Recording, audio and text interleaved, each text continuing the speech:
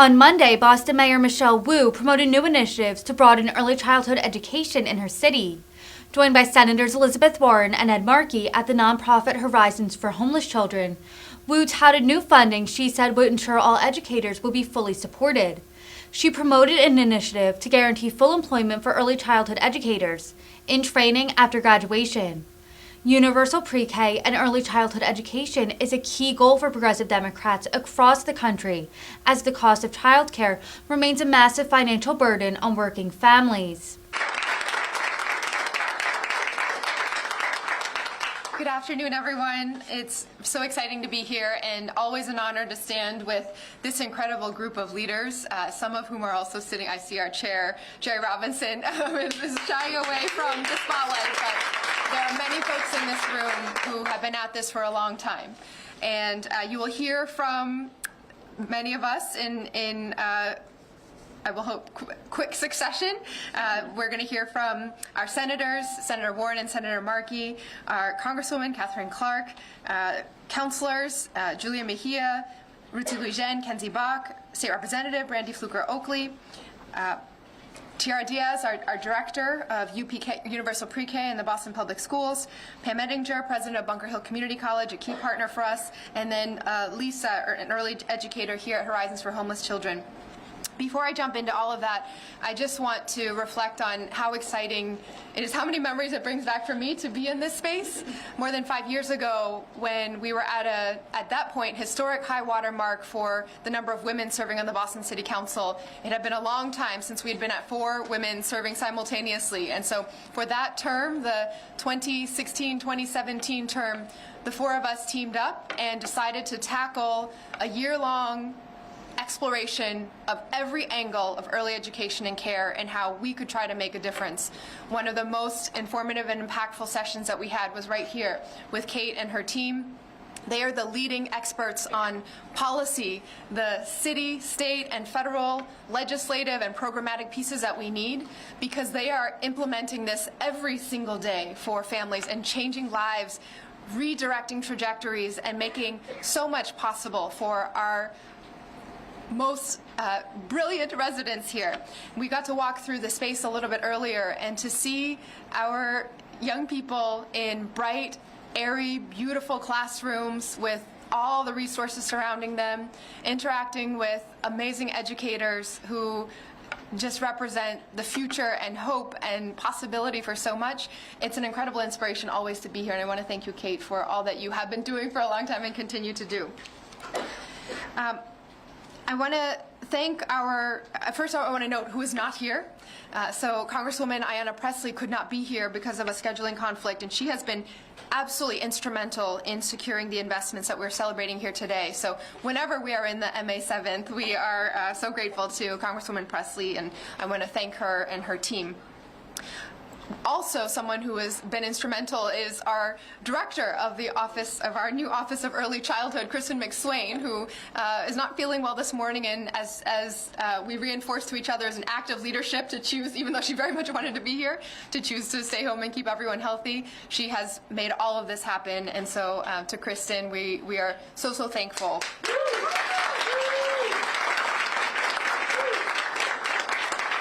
See, I'm shying away, although she should come up here, the Commissioner of Early Education and Care for the state, Amy Kershaw. Thank you so much for your leadership.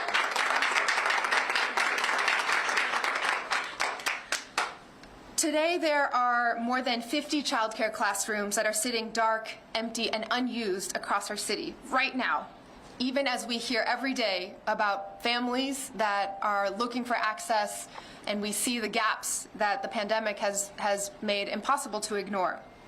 That number, 50 classrooms available, unused, that number doesn't include the many facilities operating on reduced schedules, all because we don't have the staff we need as a Commonwealth and as a city to be able to provide the high-quality early childhood education and care that our littlest learners deserve.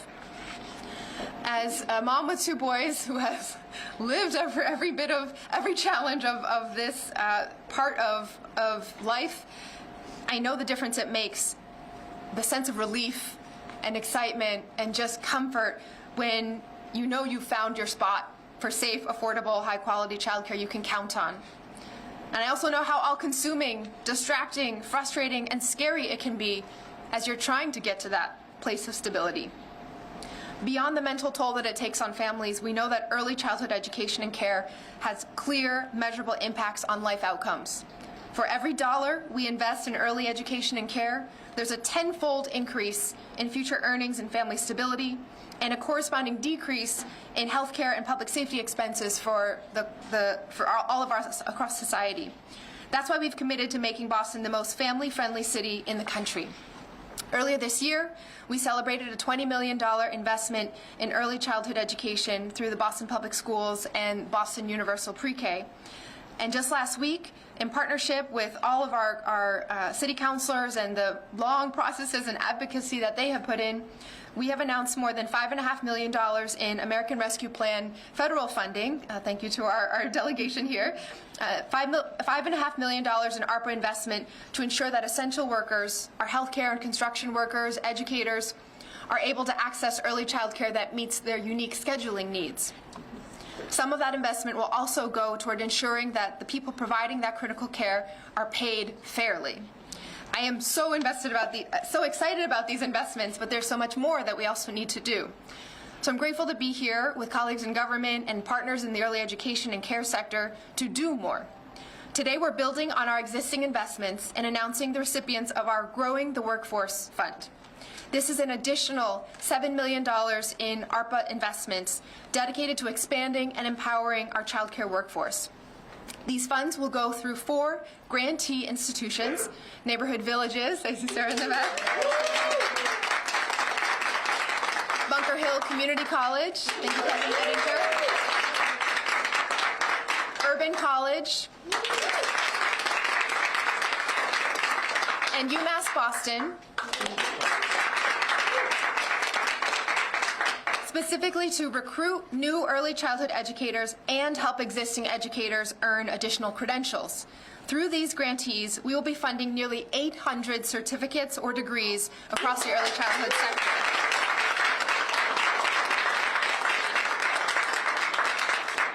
Our partners, our amazing grantees, are also going to be providing wraparound supports, whether through apprenticeships and internship stipends, computers and books, coaching and mentorship. We will ensure that our early childhood educators have all the resources they need to be successful in this all-important work. And that support won't come just in the form of full scholarships and financial assistance, but also through guaranteed employment after graduation.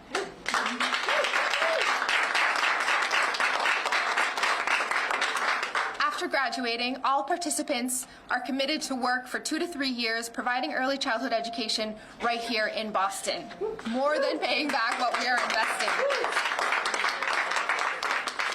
This will both ensure that graduates have an opportunity to put their skills to use in the field and help stabilize the early childhood sector in our city right now. This is an investment in our families, in our economy, and in our future. For all the working parents who've had to struggle to find a center with enough staff to accommodate non-traditional working hours, for all the early childhood educators who've struggled to find opportunities that recognize your value and compensate you fairly, for all of our city's children who deserve to be taught, nurtured, and given the chance to become the leaders and change makers they're destined to be, today's announcement is for you. And I checked in with Kristen ahead of time to make sure I was getting all the points. She wanted to make sure, she was going to convey that, again, this is not just about helping us fill gaps in the workforce right now, but a real investment in the future, because we are now empowering these educators and our staff members to enter the workforce debt-free. And that will reap dividends for decades to come.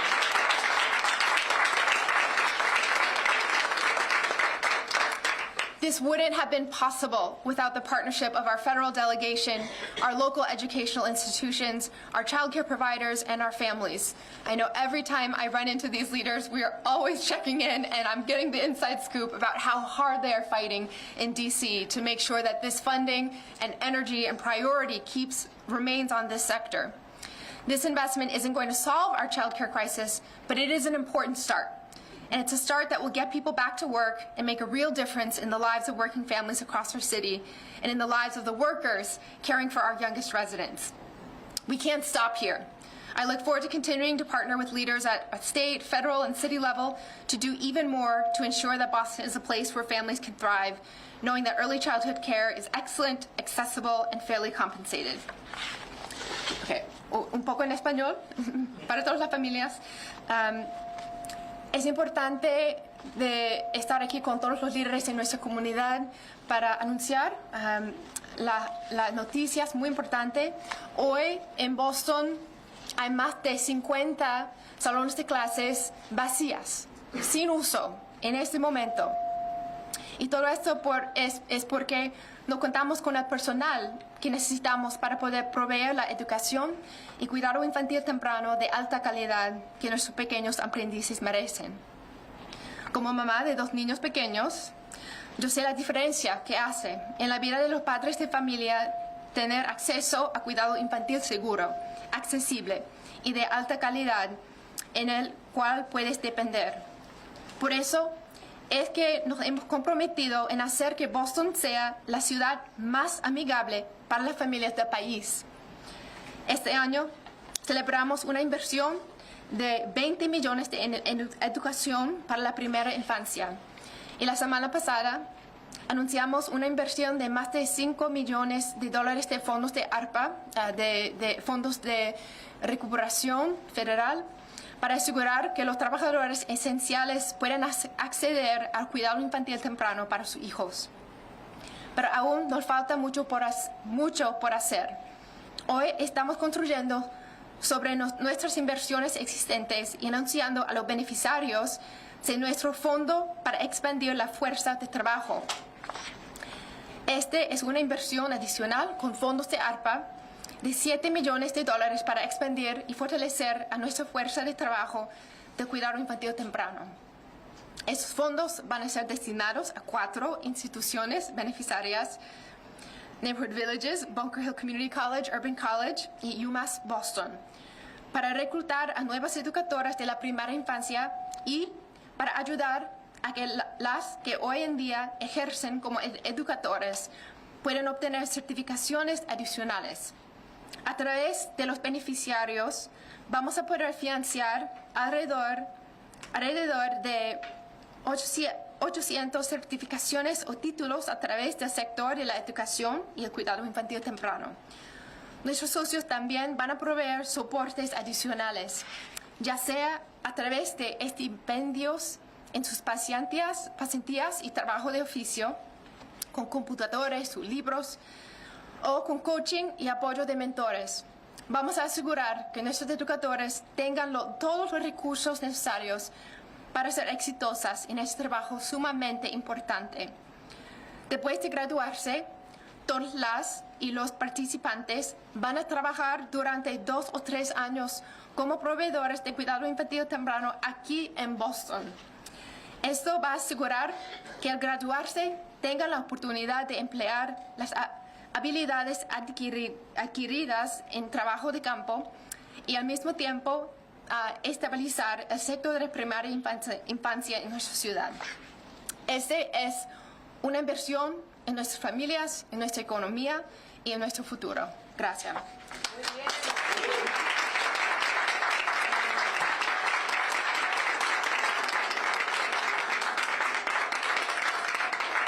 Because I'm going to play Kristen's part and I won't do it justice, but try to MC.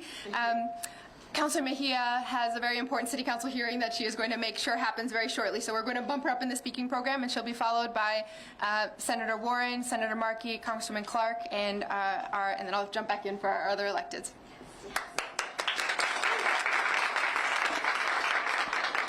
I really do have a hearing, y'all, at 2 o'clock that I'm chairing, so I need to be quick. But just really quick, our mayor is bilingual. Can we give it up? Like, right. That is all the affirmation that we need to know that we're in good hands. So, Mayor Wood, thank you so much for always making an effort to connect with people in multiple languages. It definitely goes a long way. Really quick, I'm not going to occupy too much space other than to say a number of things. One is, as a BPS parent, navigating the early childhood education experience was a nightmare for me. At the time, I was making a little bit too much to qualify for a child care voucher. And the only way that I was going to be able to put my daughter in care was if I reduced my hours. And that whole system is set up to keep us in poverty. And luckily, my daughter now is 12 years old and thriving because she had a solid early childhood experience at Project Hope. They set her up for success. So when we think about this particular moment and we think about the investments that we're making, it's a win for everyone. It's a win for the families who are juggling and struggling to make their ends meet. It's a win for the students who are going to enter our schools ready to succeed and thrive. It's a win for our early childhood educators, and it's a win for the economy. This is a win for all of us. And when we look at it from that perspective, we need to recognize that this is just a one-time investment, but what we need to continue to do is expand on it. This is just the beginning. Okay? Lastly, what I will say is that my office is incredibly excited that we were able to work alongside the Care That Works Coalition. And if you're here, you got to get a lot of love because when we fight, we win.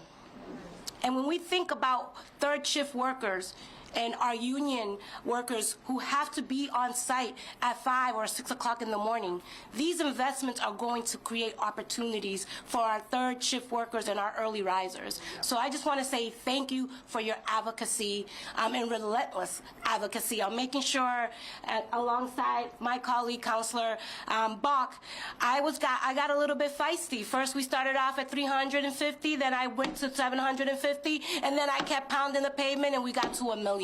So I just want to say thank you. Thank you for your hard work in that space. And, you know, as we continue to navigate, I'm just incredibly grateful to be here and super excited about what is to come. Y para la gente que están poniendo atención, porque yo también hablo español, le quiero dejar saber a todos los padres que están poniendo atención hoy que este es un gran logro para la mayoría de nuestras familias que están sufriendo, que están tratando de averiguar cómo van a pagar por cuidado de niños, cómo van a pagar para la renta, pero ahora con los recursos que va a entrar a esta ciudad, vamos a poder de verdad desarrollar el workforce, que eso quiere decir, vamos a tener más gente que pueden conseguir recursos para desarrollar su oh my God, para poder desarrollar sus negocios de cuidando niños. Y también quiero darle a big shout out to Neighborhood Villages. You guys are always in my heart. I can't wait to continue to build with you all. Thank you. And I'm not the MC, so come on now. We'll do our federal delegation. There we go. Thank you very much. So it is so good to be here with all of you at Horizons for Homeless Children. You know, I am always pleased to have an opportunity to get together with my partners, but never more so than now, because I want to thank them for all of the work they put in to make this happen. To our mayor, to my good partner in the United States Senate, Senator Markey, my partner in the House, Councilor Clark, who was in this fight from the very beginning, to our councilors, to our representatives, to our educators, both of the little tiny ones and the great big ones who are going to make this program work, and to all the groups who got out there and advocated. This is powerful. And I always think of this as child care is infrastructure. If you want to build a future, you got to have roads and bridges, you got to have clean water, and you've got to have child care.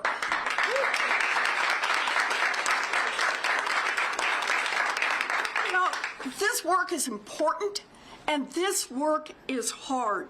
Educating our children is about being there, being present with them every minute. And it's about planning before you get there, and it's about understanding what happened as they leave. And it's also understanding overall how we think about childcare in this country. Understand this. Parents cannot pay more for child care. And this is true across the board. And yet, child care providers, our teachers, our educators, they cannot survive on what they are paid. And that means it is time for our government, our federal government, our state government, and our local government to step up, because that is the only way we're going to have a system that works.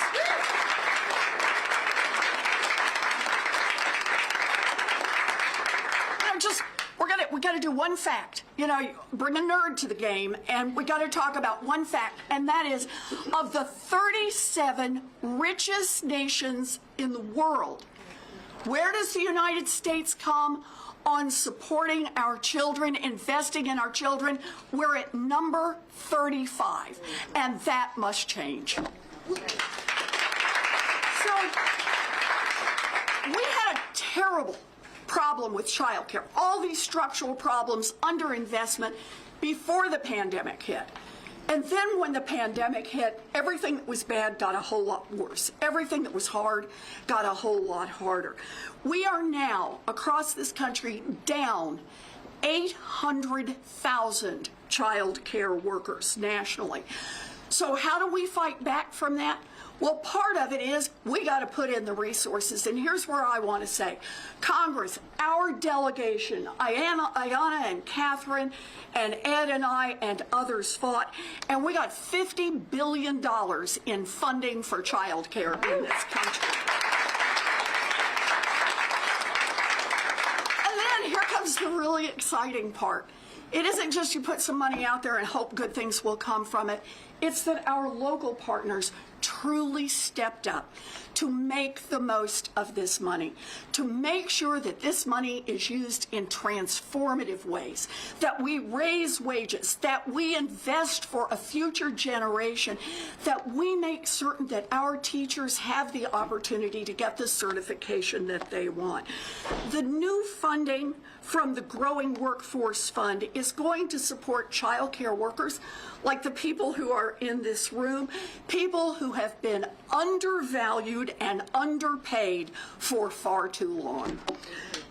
It is also going to provide lots of funding for new child care workers, which is exactly what we want to see. This is wonderful work. And there are many young people who would like to join this workforce. They would like to be part of caring for our babies. But frankly, they're afraid that they will not be able to afford to support their own families if they go into this field. And today, we talk about how to change that. Investment is in child care workers. That's investment in education for our babies. It is investment in jobs for their parents. It is investment in workers for businesses. All the pieces fit together. Mayor Wu led this fight at the local level, and her work will make a huge difference. She had a city council and city councilors who were willing to go to the mat to fight for this. But Ed and Catherine and I understand you cannot do this alone. So we are right here with you. We will keep fighting because we understand that no great nation thrives by underinvesting in its children. We are here because we believe in government at its best, a government that invests in all of our children and opportunity for every one of them. Thank you. And with that, I introduce best partner ever in the Senate, Ed Markey. Beautiful. Thank you. Thank you to Senator Warren. Thank you, Kate, for inviting us here to this wonderful home of hope for families, for children. Mayor Wu, such a great leader. We will be #1 in the United States under your leadership, making sure that we include every child in this vision. And Senator Warren and Congresswoman Clark, Congresswoman Presley, we all know something that's pretty clear. a vision without funding is an hallucination. You have to get the funding into the hands of the people who are going to be doing this job. And that's what we have been trying to do, especially over the last 3 years since the pandemic began. And we're here to recognize this important step towards making our essential workers get the recognition which they deserve. They could not Zoom to work during the pandemic. They had to show up every single day in order to ensure that our economy worked. While the rest of us were Zooming, they were showing up.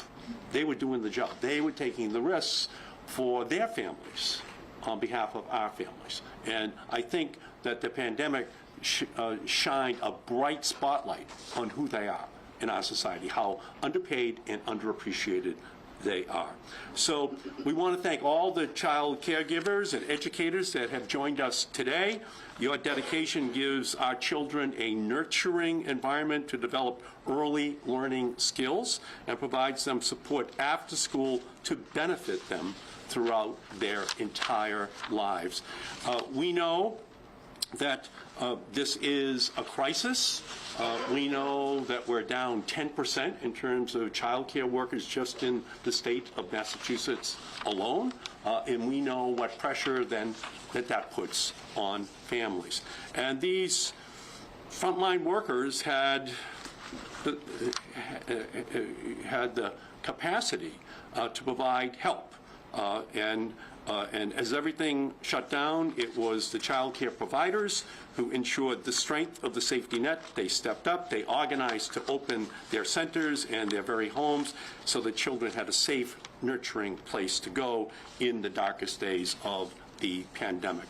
It takes a village to raise a child, and our child care centers are its backbone in the 21st century.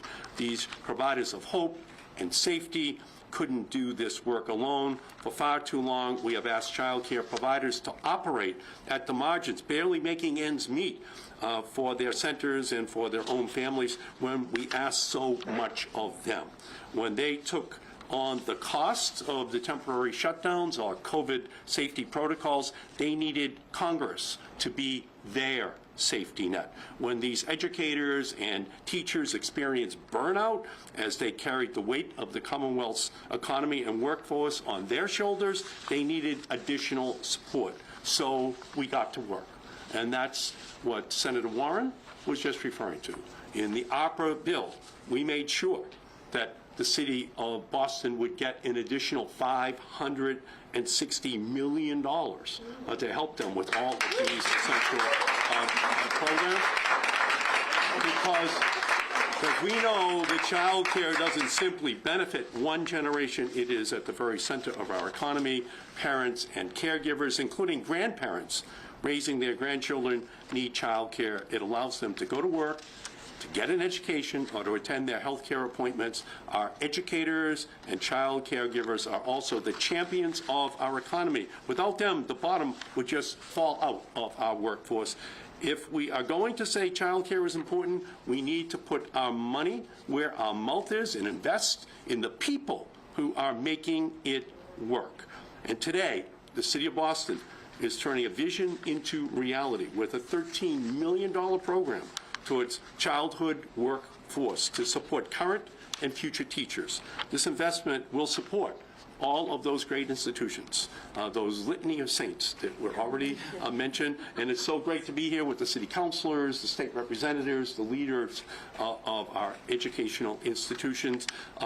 Parents who are in these programs often have their own young children, and that is something that gives them the insight as to what the problem is and why they want to get an education for themselves so that they can get into early education, or they can start up their own child care centers because this will give them the skills they need for an ever-expanding need for child care, which will be the 21st century in America. And it will help to unleash the entrepreneurial skills in those young people who are going to be graduating from these great institutions. So this is an incredible moment, and again, I can't thank you, Madam Mayor, because we're taking one more step towards showing that our child care providers, that we value their work, and our parents, how much we support them and their families.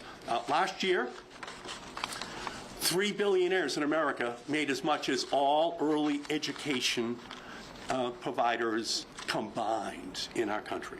Who provided more for our country last year? Those 3 billionaires or all of those kindergarten early education teachers? The answer is just so obvious. Every child, black, brown, immigrant, no matter where they come from, deserves to maximize their God-given abilities. They're only 20% of the population. They're 100% of our future. That's what we're celebrating here today. Programs that help to make that promise to every child in the city of Boston and as a model for the rest of the country. So thank you all so much for everything that you're doing. And now I turn the podium over to the highest ranking person in leadership in the House of Representatives from Massachusetts since Tip O'Neill, Catherine Clark.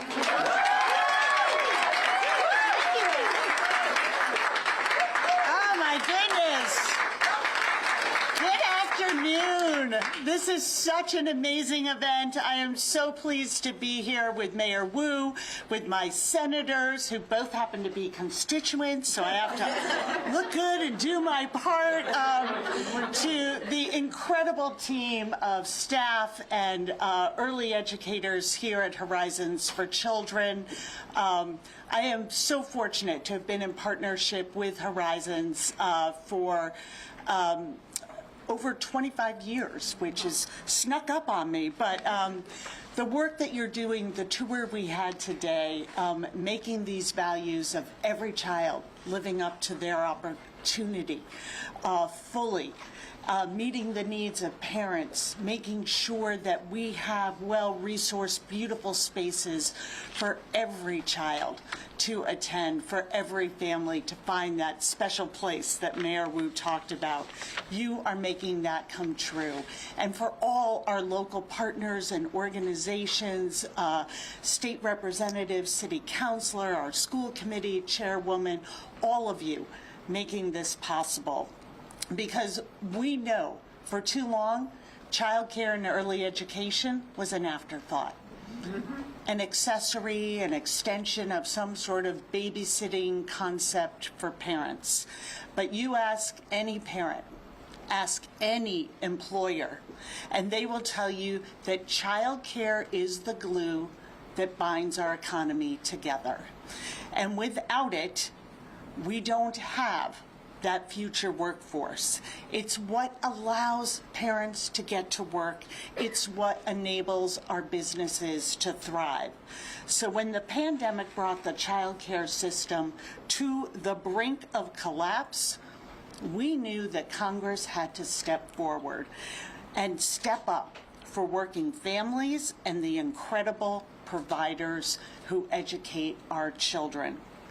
The American Rescue Plan, in combination with other pandemic funding, invested $50 billion with a B and into the child care sector. And across the country, this funding has kept over 200,000 child care centers open, providing care to over 9.5 million children and families.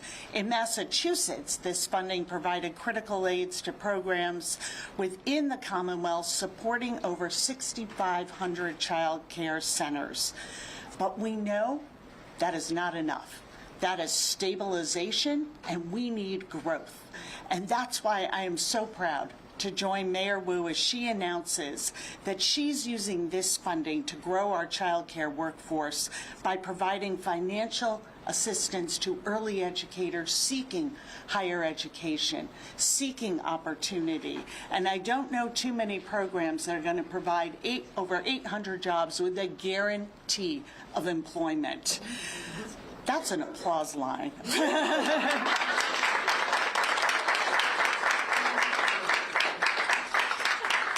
This is going to allow not only financial security for our providers, but also the ability to meet the needs of Massachusetts families.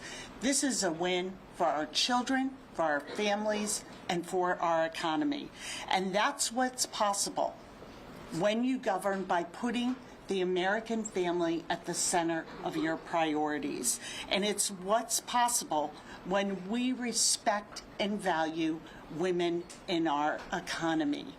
We know that most early educators are predominantly women and women of color, and it is long past time that we pay them a wage so they can care for their families while they are caring for ours.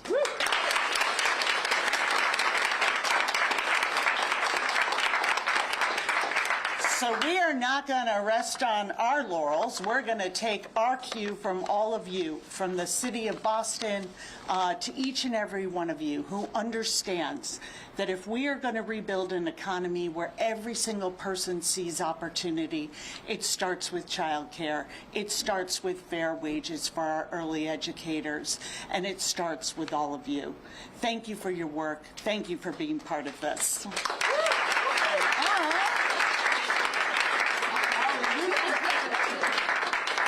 Congresswoman, we are so blessed to have this delegation.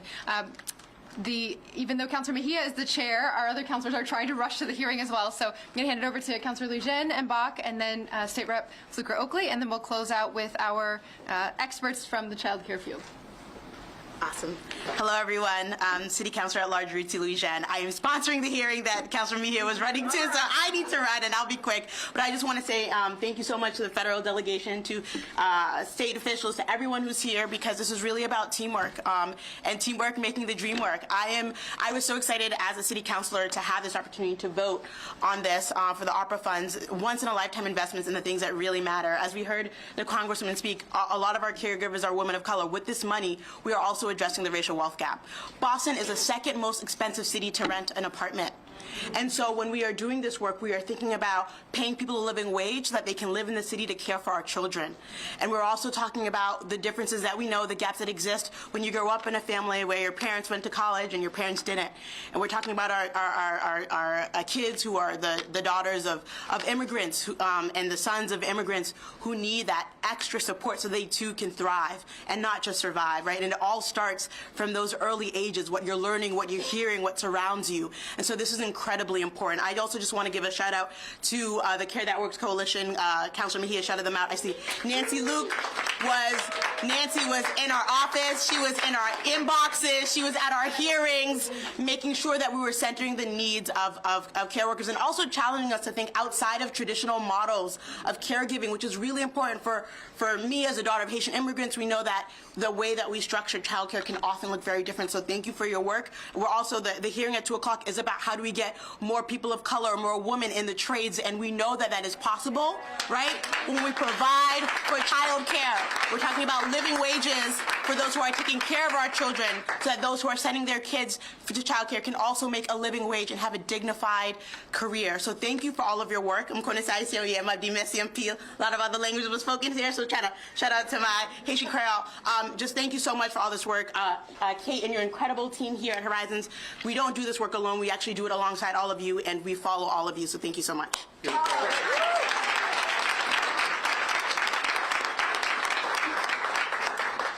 Hi, everyone. It's such a delight to be with you all. I'm Kenzie. I'm the District 8 City Councilor, but also I got to preside over the City Council passage of these dollars. You know, I think it was so inspiring that the mayor came to the council saying, hey, of the general funds that we've gotten from the Fed, so part of the rescue package that we as the city get to figure out what are the most urgent needs, we just know a substantial portion of that has to go into childcare. And it was a great proposal from the mayor, and the council was there. Like the council, right from jump, everyone was like, yes, childcare, and as you've heard several of my colleagues allude to, the only thing that happened was that number got higher over the course of the committee process. So I just think it really means a lot that we've got so many folks on, you know, both the City Council and in the Mayor's office, including Kristen, and it really is sad to me that Kristen McSwain is not here because she is like the linchpin holding this all together, but we are all singing from the same hymn sheet when it comes to we need to make transformative investments here. And I'm especially excited that we're making those transformative investments in these really like systemic ways. The idea that we're going to get these 800 employees in childcare who are, get to that next level of licensure, are knowing that they're able to do that without taking on debt, are also making a commitment to continue working in the city. We just think that that will pay dividends not just with those 800 folks, but the idea that other folks around them will look at them and say, oh, that looks like a stable opportunity. Like that looks like something that's actually going to compensate me appropriately and where I can raise my credential level and it can actually make sense and work. And so we're really excited about our educational institutions, and thank you to all the awardees who are here, that in the process of getting those 800 folks through this pipeline, we're going to build and kind of like formalize that pipeline more so that many more people can follow on behind them. And then when we say, wow, look, for only this much money, we're getting new childcare workers minted in the city of Boston, we can go back to our federal and state partners and get more money to do more of this. So I just think, at every piece of this, you heard as well you've heard several times about the Care That Works Coalition, but they're really working on the idea that it's, that this is all connected, and that exactly as Councilor Mejia said, we've actually got a record number of women in the building trades unions today in Boston, in the country. But guess what? That system is not designed for women, especially in a country where we continue to expect women to carry the labor of caring for children, right? And so the idea of like, hey, we're starting to unlock this one door, but for it to work, we need to also raise the base wages and benefits of our childcare workers, and we have to incentivize staying open at these off hours. Like it's just such a key example of how all of our fates are intertwined and tied together, and the labor movement, I think, is really leading on recognizing that, and also recognizing the cooperative opportunities for our family-based childcare. So it's just, when people, if you're wondering if Boston's just throwing money at the problem or we're actually trying to do systemic things here, I just want everyone in this room to know that it's the latter. And the $5 million that got announced last week it's about raising those wages and benefits for our child care centers across the city. So helping them pay more, and again, setting that up on a sustainable route. So this has to be the first step of so many more steps, but it's something that fills me with a lot of hope. And I do just think, people have said it up here already, but economy, the origin of that word, it's a Greek word, oikonomia. It actually comes from managing the household. Like that's the original idea. And so this thing where we act like it's like, an idea that just dropped from the sky, that actually children and managing our homes and how we build them into the system is sort of like this new 21st century thing that we discovered. Like, no, it's completely crucial, and in some sense we've known it all along. But I just think that you really can't spend a marginal dollar better than by investing in childcare when it comes to the impact. So really, really excited about it. And really excited specifically, just to end on thanks to our partners, Horizons for Homeless Families. When I was a middle schooler, I used to come to a site of Horizons for Homeless Families to read to kids. And I remember being 11 or 12 and walking in for the first time, and I was just going to read to kids, and then I found out the name of the thing, Horizons for Homeless Children, right? And I was like, oh, these kids that I'm reading to and playing with, like, they're homeless? And I think I think about it a lot, because I think about how much the need for our families is hidden in plain sight, and also how somehow, like, in this country, we forget that, like, we know in theory that everyone deserves, and every kid, regardless of their housing stability situation, deserves great quality care. But then when the question comes of whether we're actually going to pay for it, we don't necessarily really like stare that truth right in the face. And so I think that I think it's amazing that this organization puts the homeless in their name to remind people that homelessness is not some theoretical problem, and also that kids who are homeless are kids who need excellent early education, and that our entire society, in fact, relies on that being the case. So I really admire this organization, and I couldn't think of a better place for us to be making this exciting announcement today. Thank you.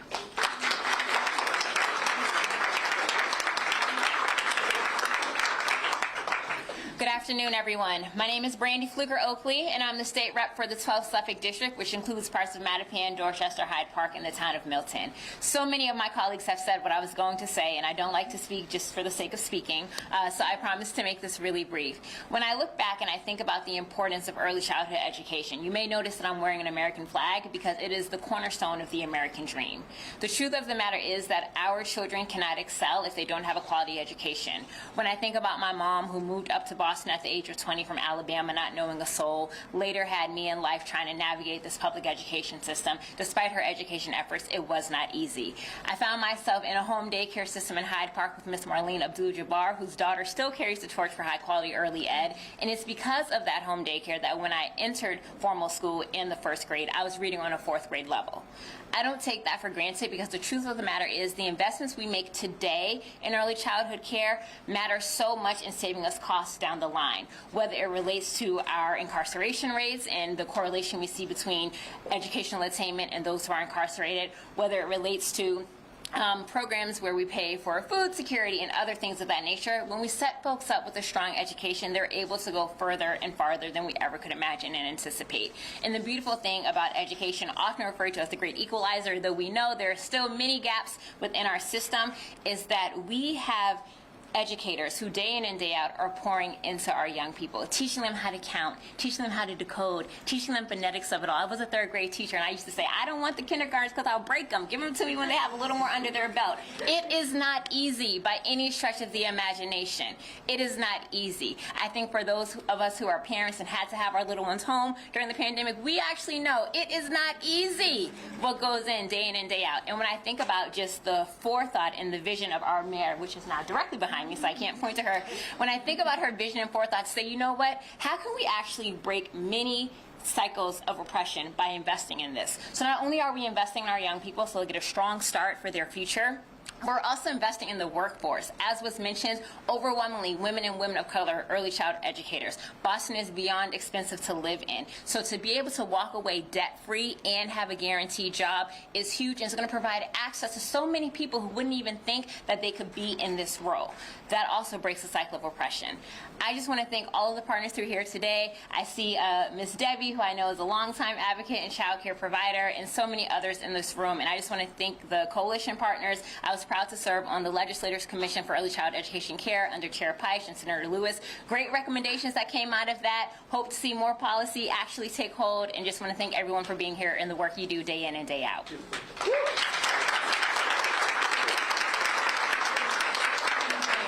I know people are coming up on their other meetings and commitments now, so we're going to wrap up strong. There's so many people who've been involved with this. We're going to go to Director of UPK for the City of Boston, Tiara Diaz, and then President Edinger and our early educator, Lisa Brooks.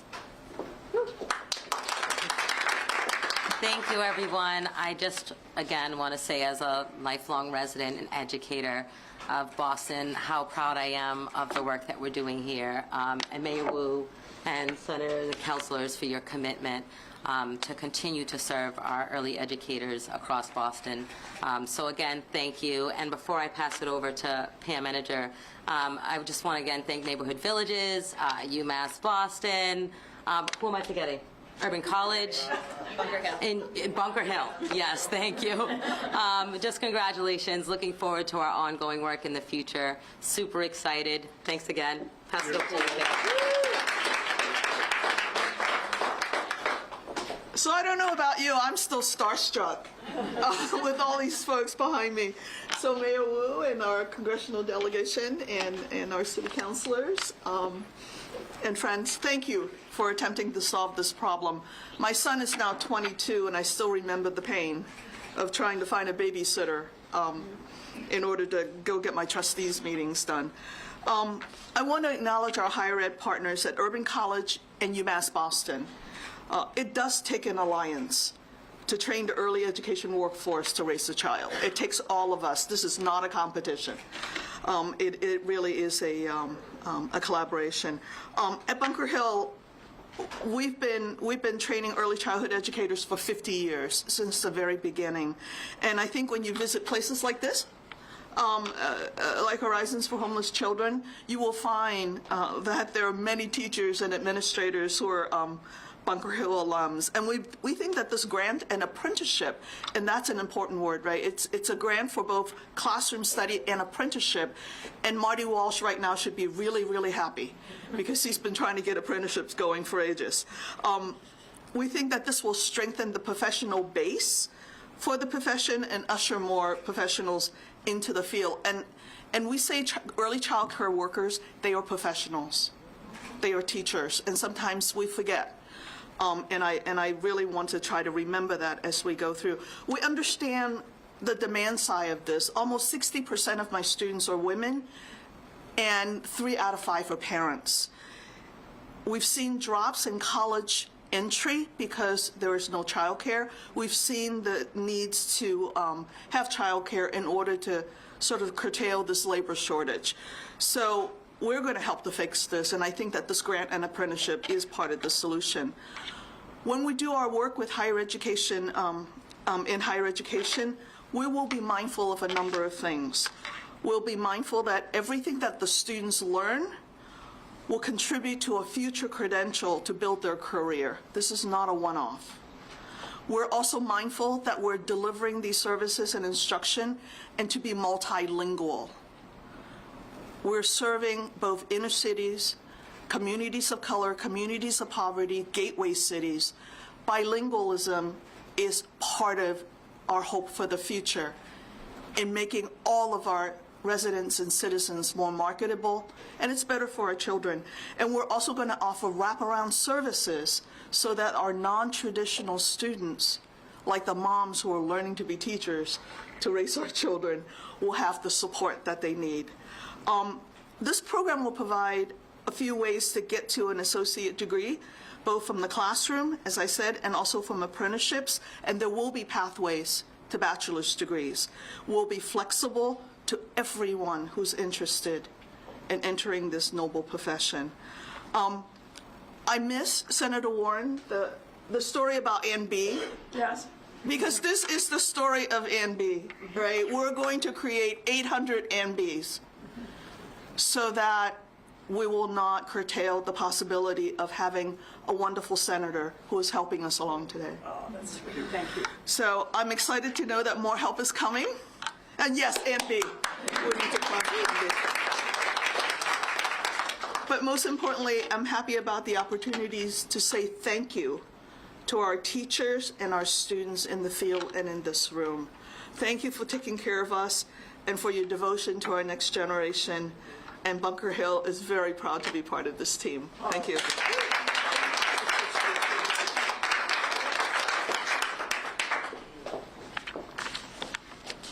Let's find out.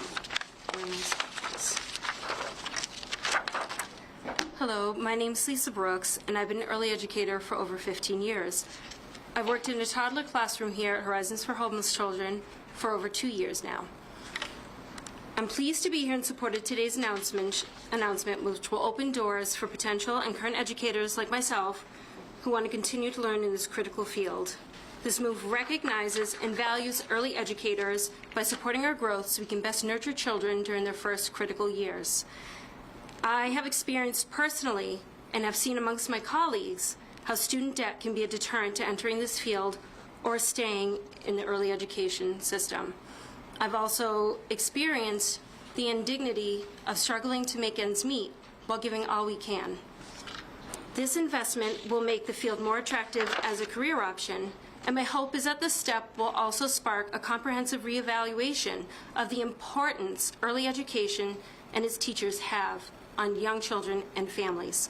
Massachusetts now has the opportunity to set a nationwide example by valuing early educators in a way that reflects their value to society. So thank you all for investing in us as we invest in your children.